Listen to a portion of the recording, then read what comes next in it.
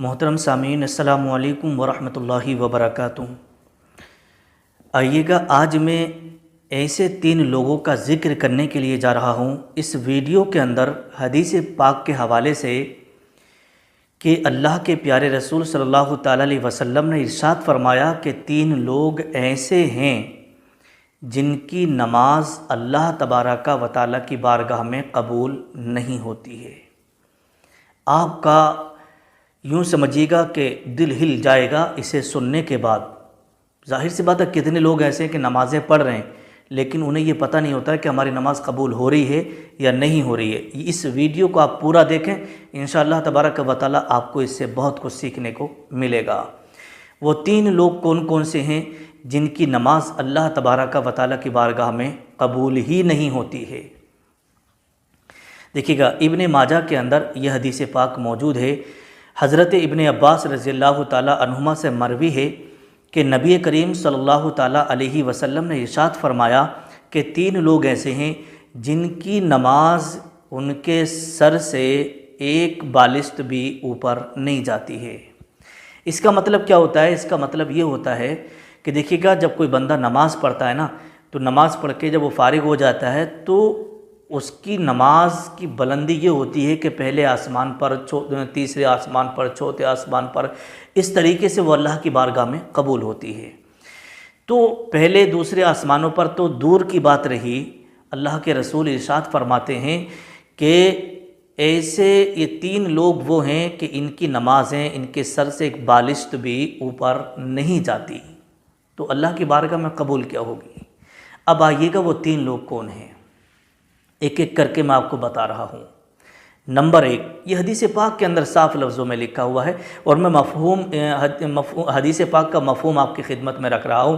اللہ کے رسول نے فرمایا، پہلا وہ شخص ایسا امام جس کے اندر شرعی طور پر خرابی ہو، شرعی غلطیاں اس کے اندر ہوں، اور وہ منصب امامت پر فائز ہو اور لوگوں کو نماز پڑھا رہا ہو اور اس کے مقتدی اس سے ناراض ہوں، اس کے مقتدی اس سے ناراض ہوں، اس سے بیزار ہوں، اس سے نفرت کرتے ہوں۔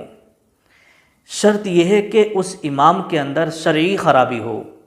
اب ایسا نہیں ہے کہ امام صاحب نماز پڑھا رہے ہیں اور بہت سارے مقتدی وہ ہوتے ہیں کہ اپنے من ہی من میں ان سے ناراض ہو جاتے ہیں، اپنی ذاتی مفاد کی خاطر کہ صاحب میرے گھر فاتحہ پڑھنے نہیں آئے، سمجھ رہے کہ نہیں، یا میں راستے میں بیٹھا ہوا تھا، امام صاحب نے مجھے سلام نہیں کرا۔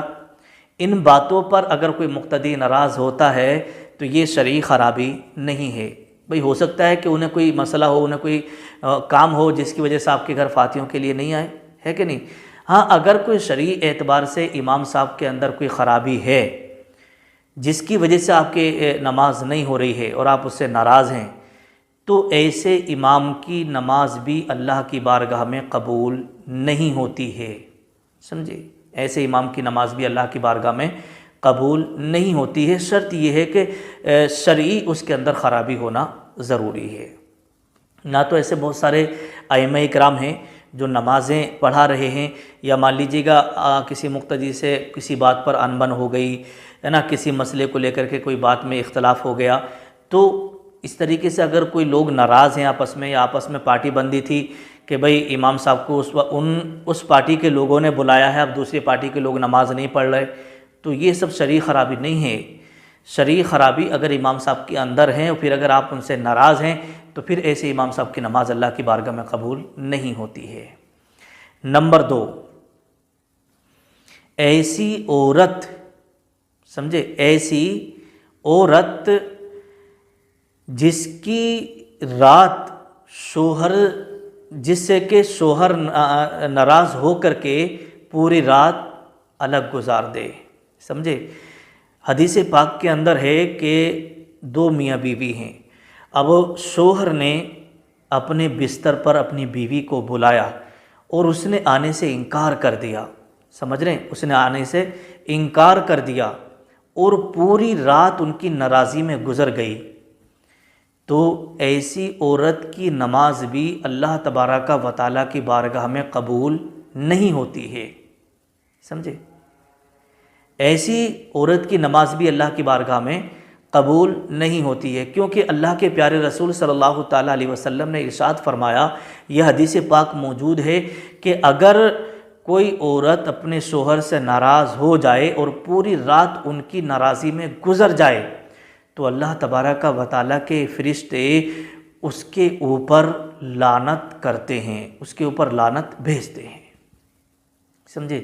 تو میں تو یہی کہوں گا، آپ نے دیکھا ہوگا کہ بہت سارے میاں بیوی ہیں بیچارے، چھوٹی چھوٹی باتوں پر کیا ہے ان میں انبن ہو جاتی ہے، ناراضی ہو جاتی ہے، اور وہ ناراضی اتنا طول پکڑ جاتی ہے، اتنی لمبی لڑائی بن جاتی ہے کہ طلاق تک کی نوبت آ جاتی ہے، یعنی طلاق تک کی باتیں نکل آتی ہیں اور انسان ناراض ہو جاتا ہے۔ تو اے میری پیاری خواتین، اگر آپ شوہر سے ناراض ہیں تو آپ ناراض مت رہو۔ آپ جو نمازیں پڑھ رہی ہیں، جو آپ سجدے اللہ کی بارگاہ میں کر رہی ہو، وہ قبول نہیں ہوں گے جب تک کہ آپ جو ہے اپنے شوہر سے راضی نامہ نہ کر لیں، سمجھ رہے ہیں؟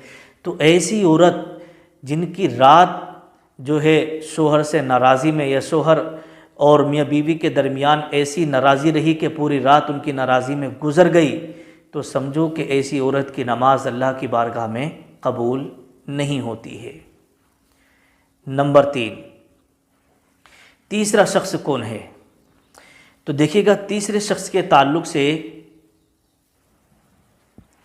نمبر 3، تیسرے نمبر پر جو حدیث پاک کے اندر آیا ہے وہ ہے 2 ایسے بھائی جو قطع تعلق رکھتے ہوں۔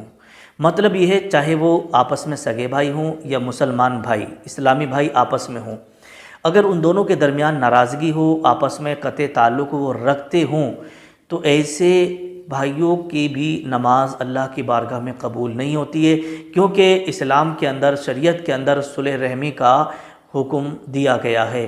اگر آپس میں ناراضی ہے، اگر آپس میں نا اتفاقی ہو گئی ہے، تو چاہیے کہ وہ آپس میں صلح رحمی کریں، آپس میں جو ہے وہ بات چیت کریں اور جو ناراضی ہے اس کو دور کر لیں، سمجھ گئے؟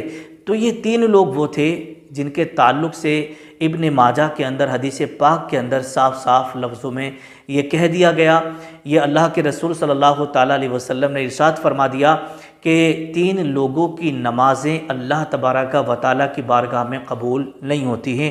نمبر 1، ایسا امام جس کے اندر شرعی خرابی ہو، سمجھ رہے ہیں، اور مقتدی اس سے ناراض ہوں، تو اس امام کی نماز بھی اللہ کی بارگاہ میں قبول نہیں ہوتی ہے۔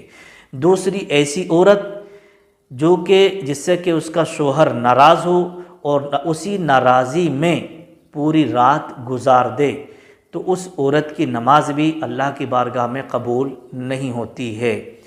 تیسرے، وہ بھائی آپس میں جو آپس میں قطع تعلق رکھتے ہوں، آپس میں ناراضی رکھتے ہوں اور صلح رحمی انہوں نے نہ کی ہو اور لڑائی جھگڑا آپس میں رہتا ہو، تو ایسے لوگوں کی، ایسے 2 بھائیوں کی جو ہے نمازیں بھی اللہ کی بارگاہ میں قبول نہیں ہوتی ہیں۔